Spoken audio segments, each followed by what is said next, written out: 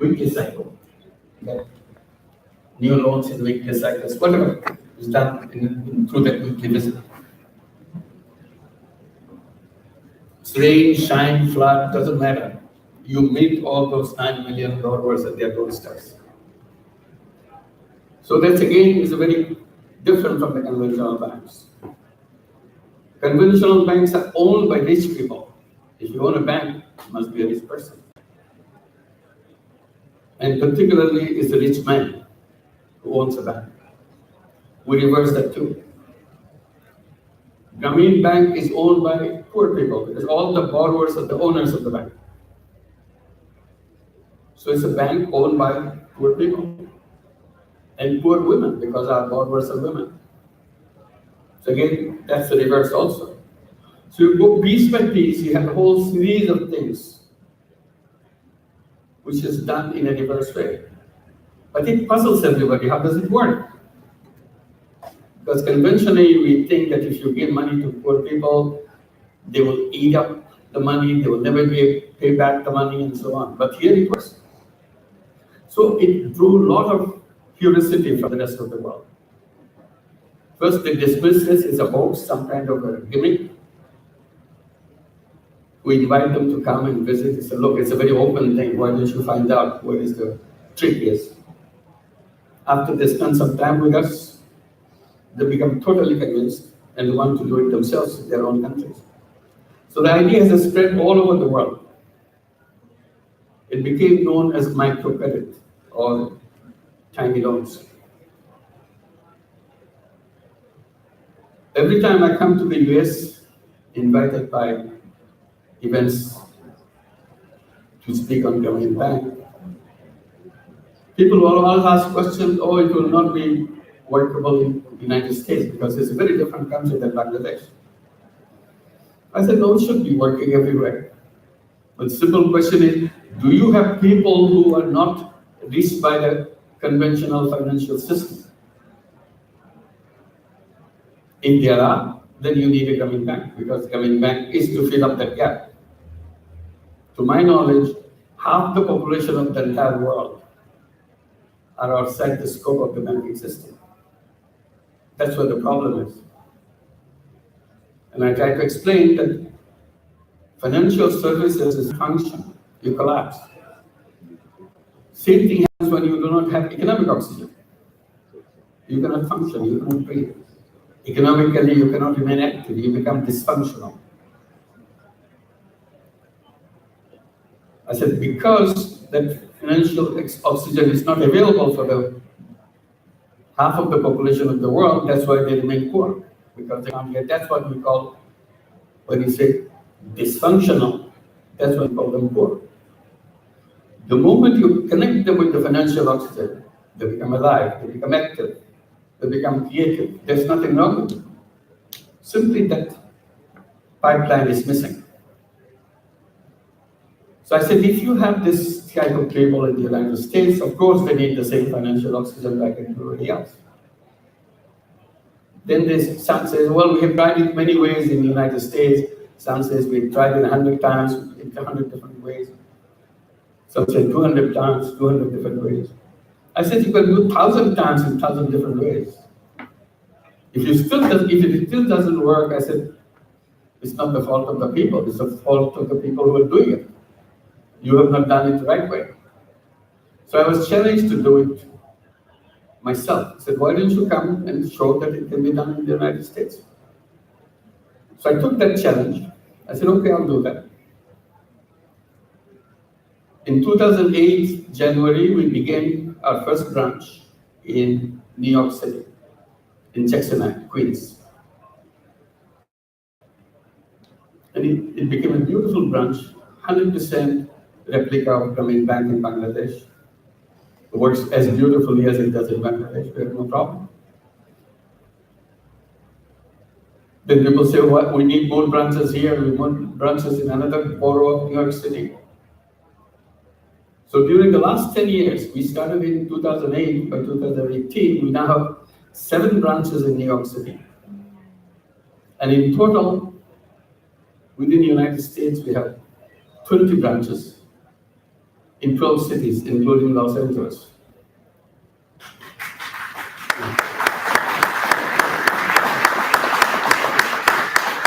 There are 2 branches in Los Angeles, and the 3rd branch will be open on 14th. Today's 10th. On 14th, I'll be back on 14th in Los Angeles. We'll launch this branch in Los Angeles. In total, there are 20 branches. If we have this new branch, there will be 21 branches in 12 cities.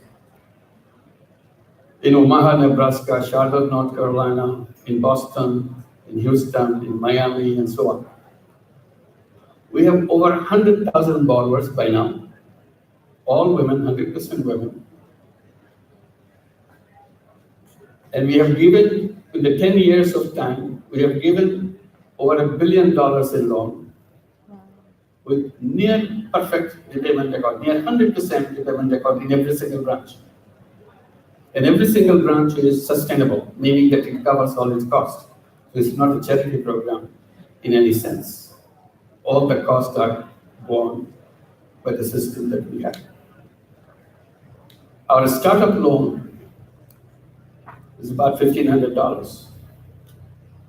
You'll be amazed how desperate people are in all these cities to get that $1,500 to make a start in their life.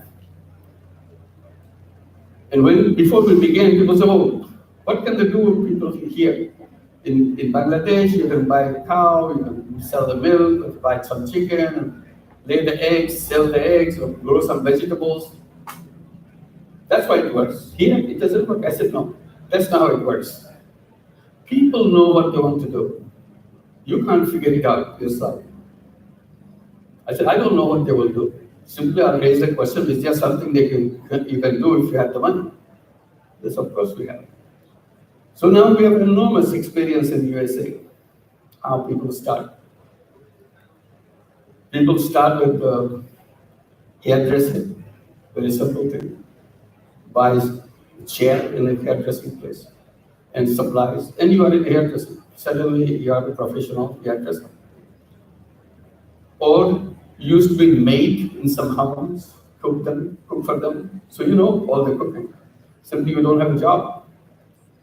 So you get the money, you back in the cooking. You make the good pastry, you make the good bread, you make good things, you make beautiful cakes. You sell them. You pass on your business card. If you need to make cakes for your celebrations and so on, give it to me, I'll give you the best cake possible. When they get good response. One used to work in a house cleaning service. She lost her job because she was sick. She got well, but she doesn't have a job. So she joined Grameen Bank. She said, I know what to do. All I need a little machine so that I can do the cleaning instead of my hands. So she got into home cleaning business with a business card telling that I can do better than the service that they provide because I used to work for them. And it will be half the price because I come by myself. Now many of them are hiring extra people because the business is expanding for them. Taking care of pets, another very attractive business, dogs and cats and so on, such a flourishing business. I said in Bangladesh, we'll never think of such a business of dog walking. But this is what is a business here. So everybody finds out how to do that kind of thing. So that idea of microcredit kind of as it expanded in the United States, we have, as I said, in the first 10 years, we have given over $1 billion. Now we are planning to do it the next decade, next 10 years, to increase the number of branches from 20 to 40. That's a very modest kind of idea. By the time we do that, we'll have 250,000 borrowers. And to them, according to our projections, we'll be lending $11 billion in the next decade. So what has changed? For the first decade, first 10 years, it took 10 years to build up first $1 billion loan.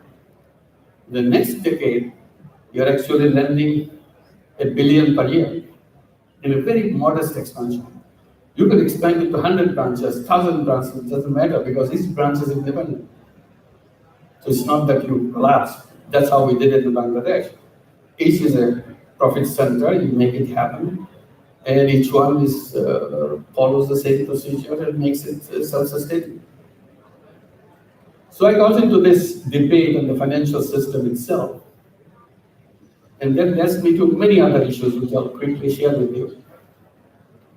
But as I was doing this microcredit in Bangladesh, as I come closer and closer to the poor people, I see many problems with the poor people, besides the loan part of it.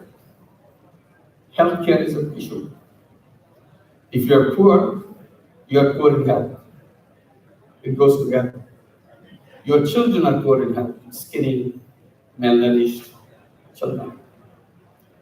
So our attention is focused on healthcare. So we created a huge healthcare program as a health insurance program. And it works beautifully, self-sustaining. We provide all the healthcare to the poor people independently. We have doctors, we have nurses, clinics, all coming from the premium that we get from the insurance program. The same idea we started using it in New York City, because America has the same healthcare problem. Before the Obamacare, there were 47 million people outside the healthcare system. After Obamacare, it came down to 18 million people outside the healthcare system. The people that we work with are among those 18 million people, because they are the lowest people in the country. So we created our own healthcare system in New York City in one branch to try it out. We can make it a self-sustaining and make it happen. Independent healthcare system for themselves, run by their own money. And it's doing very well for the last 3 years now we were working here. So what works in Bangladesh, we bring it to the United States. Microcredit, healthcare system, and so on. And then it went to many other issues. Like Bangladesh doesn't have electricity in the villages. 85% of the people live in villages of Bangladesh, but no electricity. 22 years ago, we decided, why don't we bring electricity to the villages of Bangladesh on our own? Try it at least.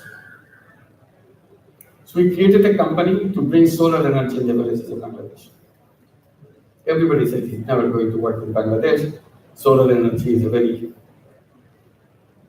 frontier technology. You cannot bring it to Bangladesh. It's good for North America or Europe or something. I said, no, this technology can be used anywhere. It doesn't matter where you are. So we created that and started selling solar home system, explaining to people how good it is, how better it is for the turning from the fossil fuel kerosene to green energy, etc. But didn't get much response. People found it very expensive and so on. So we came up with, we didn't want to give up because we thought we didn't know how to sell it. Idea is good, but the marketing is not right. So we came up with the idea and just used it. What we do, we go to a village, and when we go to the village, we ask the people how much you spend on kerosene. After all, you have your kerosene lamps. You must be spending some money on kerosene. How much do you spend each month in kerosene? Everybody knows that. So deal we gave them. You give me the kerosene money every month. You don't buy kerosene. Give the money to us, we give you electricity. Every month, you do that for the next 3 years. After you have done it for 3 years, you don't have to pay a penny to anybody. You don't have to buy kerosene, it's all free now. In other words, our money will be paid back in 3 years. People love that idea. 22 years later, we have now 4 million homes in Bangladesh with solar energy. Oh my God.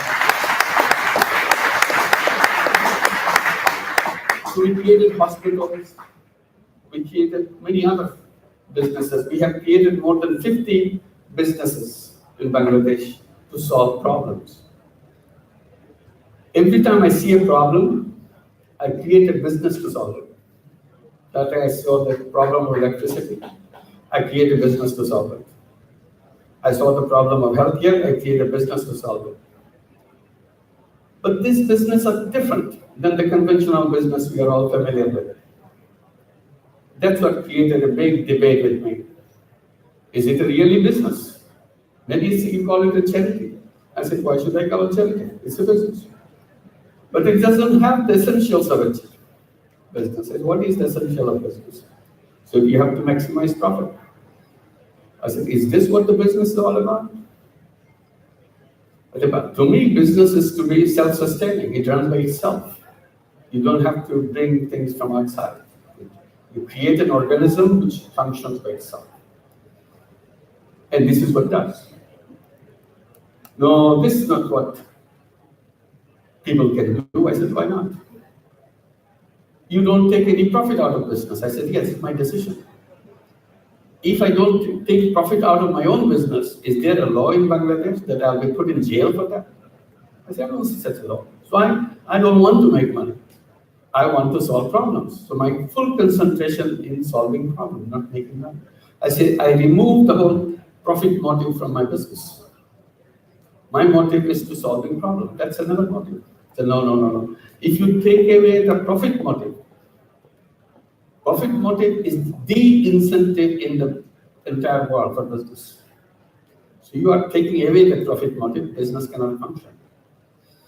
I said, I agree partially with you, not fully with you. Profit motive is a strong motive, incentive in business, but not the total incentive. It's not the only incentive in the world. There are many other incentives in the world. Then they asked me, what is the other incentives? I said, well, to me, probably I will put it this way. I said, making money is a happiness. That's why it's an incentive. Making other people happy is a super happiness. That's an incentive too. So I like this incentive. It's a super incentive for me. I like it. Then I got into this debate. I said, you know what? The whole economic system is based in a wrong premise. That's why we are suffering from all these confusions. In the whole economic system of capitalist system, human being is misinterpreted. It is interpreted as someone who is driven by self-interest. So only thing economic system recognizes is self-interest or selfishness. I said, but real human being is much bigger than that.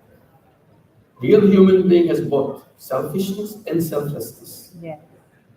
So that's what we went wrong. As a result, the whole world became driven by self-interest because that's the only thing which is recognized by the theory and we follow the theory. So theory has put glasses on us with dollar signs. We see the world with dollar signs. We cannot see anything else. I said, if we come to close or a real interpretation of a human being, I can say it's a combination of selfishness and selflessness. But the system says, no, if you want to be selfless, you go into charity, you become a philanthropist. I said, no, why should I go into philanthropy? I can stay in business and be selfless. I can create selfless business. So distinction between the two, the way I explained. I said, in selfish business, everything is for me, nothing for others. In selfless business, everything for others, nothing for me. It's a choice. It's nobody forcing you to do it. I like it, so I do it. If you don't like it, you don't have to do it. But the economic system doesn't allow you the choice. That's where we went wrong. As a result, we created an economy which is now in a disaster path. The way we are proceeding, we are heading for a big disaster. It's a kind of a time bomb right now. Because the system is a kind of a mechanism of wealth concentration. All the wealth gets concentrated in fewer and fewer hands. 100 years back, 50 years back, we didn't notice it because the speed was so slow. Now we notice it because speed is so fast. Everything is going in one direction. 4 years back, there are 265 people in the world who own more wealth than the bottom 50% of the population at that time. Today, only 8 people in the world who owns more than 50% population, what is owned by 50% bottom population. When we know that all these 8 people who own more, in totality own more wealth than the bottom 50%. What will happen next year? Next year could be worse. 2 people, 3 people will be owning more wealth than the bottom 50% because the concentration of wealth is becoming faster and faster and faster. So we have a huge mushroom of wealth for few people. And then the stem of the mushroom is becoming thinner and thinner, which is the wealth for the rest of the world. That is not a sustainable world. So unless we think about the whole idea, we will be up for disaster very soon. And that's a part we're taking. So I try to remind them this, we need to do that. How does social business work? A business that's non-profit, the selfless businesses. If you're in a selfless business, then we don't have any dividend for ourselves. It's a non-dividend company to solve human problems. So that's it. If you create more and more of those, more attractive, more contribution it does to slow down the wealth concentration because we're not taking dividend out of it. While we are doing the social business in Bangladesh, many people from outside of Bangladesh became interested in it. One is a big company, Danone, in France. They became very interested in our concept. They said, we want to create a social business. After long discussions, finally we created a joint venture, social business with Danone, to solve the problem of malnutrition in the country.